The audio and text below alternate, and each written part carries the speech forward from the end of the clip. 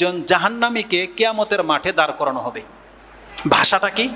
লোকটা জাহান্নামী, কিন্তু দুনিয়ার যত নেয়ামত আছে সে ভোগ করেছে। কোন একটা কাফের নাম আপনি নিয়ে নেন, বর্তমান বিশ্বের কোন একটা কাফের যে কত নেয়ামতের মধ্যে আছে সেটা আমি আর আপনি জানি না, ওই তাদের জগৎটাই ভিন্ন।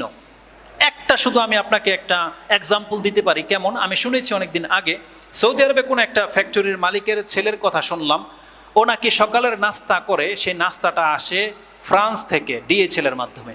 ডিএইচএল যেই কার্গো বিমান আছে, সেই বিমানে করে ফ্রান্স থেকে নাস্তা আসে, সেই নাস্তা সে সৌদি আরবে সকাল 7টা বাজে পেয়ে যায়। আর এমনও ব্যক্তিদের কথা শুনলাম যারা নেতৃস্থানীয় ব্যক্তি, যখন কোনো ভাইরাস দেখা দেয় বা কিছু, তাদেরকে যে খাদ্য দেওয়া হয় সেটা পরীক্ষা করে দেওয়া হয় এবং সেটাকে স্ক্যানিং করে। এমনও শুনেছি যে আলট্রা ভায়োলেট বা ব্লু স্কিন কি আছে সেটা দিয়ে ব্যাকটেরিয়া মেরে তারপরে তাদেরকে দেওয়া হয়। আপনি ভাবতে পারবেন তাদের জীবন আর আপনার জীবন, যে গাছের তলায় বসে একটা পিঠা খেয়ে নিলেন,